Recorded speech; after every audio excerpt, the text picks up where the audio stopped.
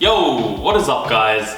Today, we're going to be discussing 5 things I dislike about my year 2000 8th generation Mitsubishi Galant VR-4. Now, I got this car well over a year ago, but I did not drive it as much as I wanted to, not even close.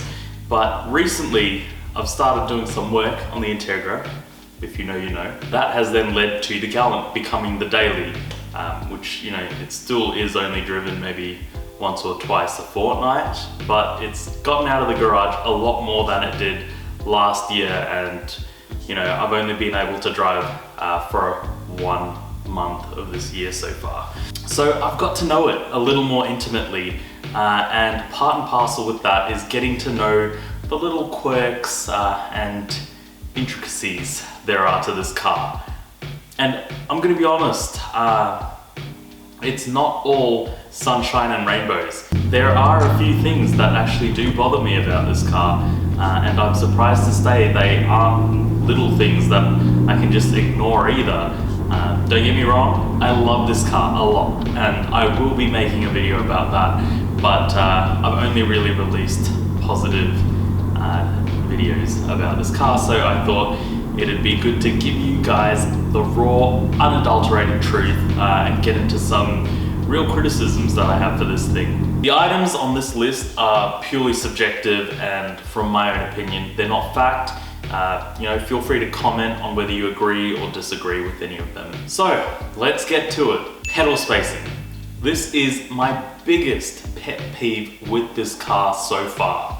When the seat is a bit further back, my right leg is in the perfect position for the brake and the accelerator, but I can't slam the clutch pedal all the way to the floor.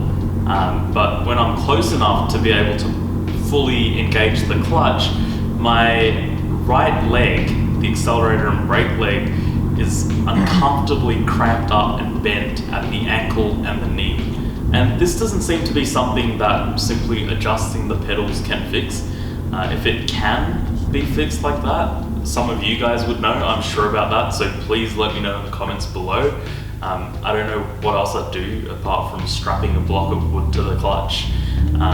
But yeah, it's really annoying, and that just seems to be poor design from Mitsubishi's behalf. This makes long drives and highway cruising quite uncomfortable after the first 10 minutes.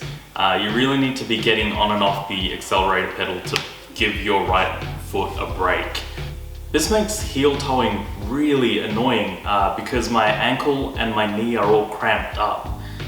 So it's hard to pivot on the ball of my foot and blip the accelerator with my heel. Now this was something I noticed from the very first few times I properly drove this car. If you guys remember my first drive, first impressions review video, I did mention it and I thought it's something I just have to get used to, but yeah, I didn't have this problem with any of the other cars I've driven before. Here's the thing, right? Pedal spacing would not be so much of an issue, bar the heel towing, if the car had cruise control. Which brings me to my next point. This car is a Japanese super saloon. A piece of Japanese muscle built for comfort and speed. The mature, more luxurious, refined version of the Evo. It was made for those long, open stretches of freeway. Why then does it not have cruise control? Those old 1998 Imprezas have cruise control. I remember because I was looking for one as my first car. Even my dad's old 2000 or 2002 Astra had a rudimentary form of cruise control in it. So there really isn't much excuse for a luxury sport cruiser from the same era to not come with that equipped from the factory. This wouldn't even ping on my radar if it wasn't for the pedal spacing issue. I've driven the Integra for 5 years now with no cruise control and it never once bothered me. What the fuck? Alright, on to the next one. The transmission. If I had to describe this transmission in one word, I'd call it sloppy. It's a bit lazy. It's a loose gearbox. And keep in mind, my major point of comparison here is the Integra.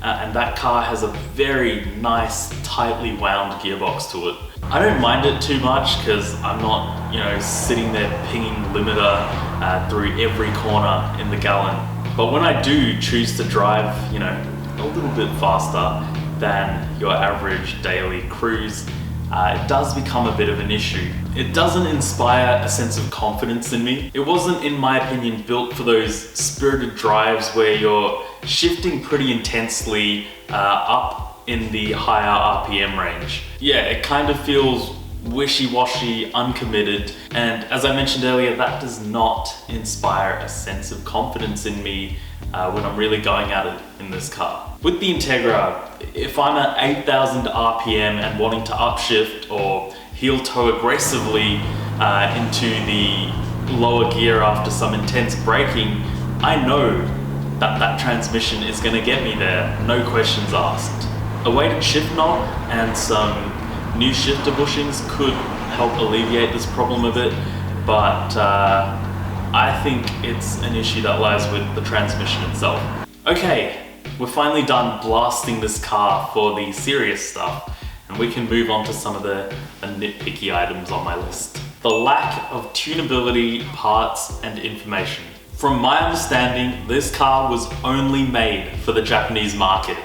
There were a few places like the UK and Hong Kong that got a few examples of the VR-4 delivered via Rally Art, but not officially mass delivered through Mitsubishi for their domestic markets. And then you've got the grey import scenes, places like New Zealand and Russia, which had a reasonable number of these cars brought in through import dealers and personal imports.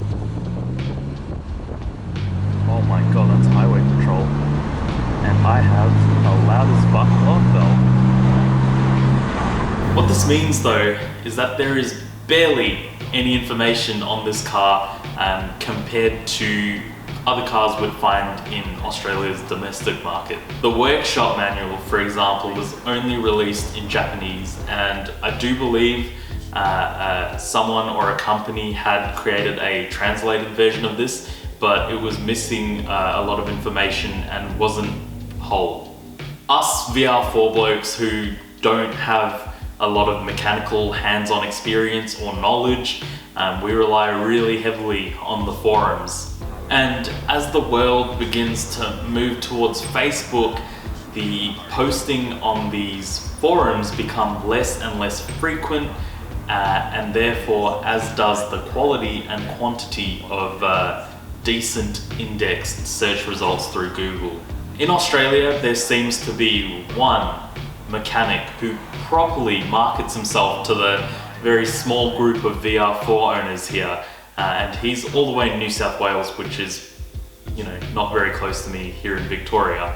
I'm sure there are plenty of experienced mechanics in Victoria who've worked on these cars, so if any of you Victorian VR-4 blokes know and trust a mechanic with your VR-4, let me know in the comments below.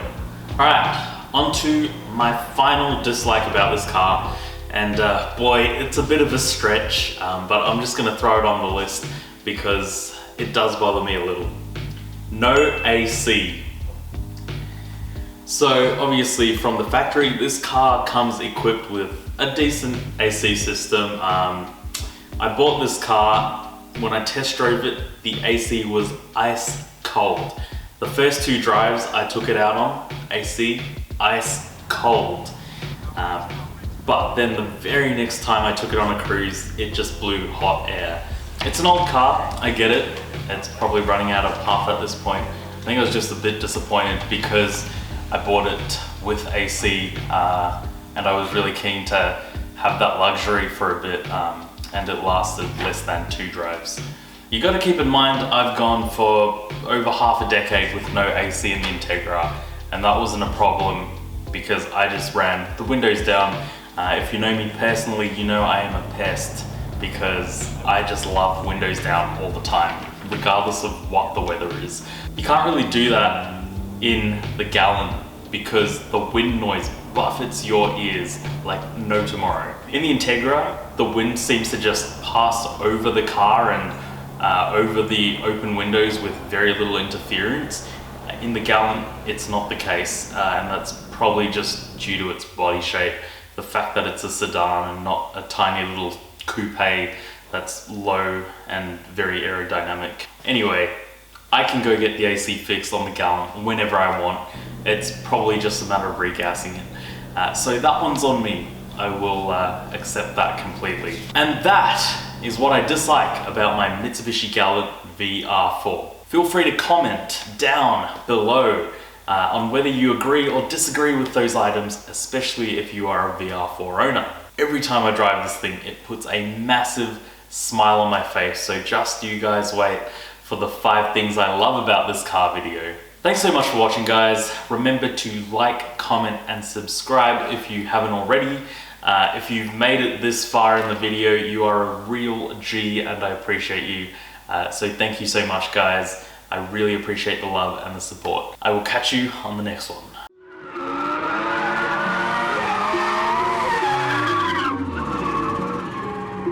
You say you've got them guns, but I've never seen you bang. You say you've got them drugs, but I've never seen you slang.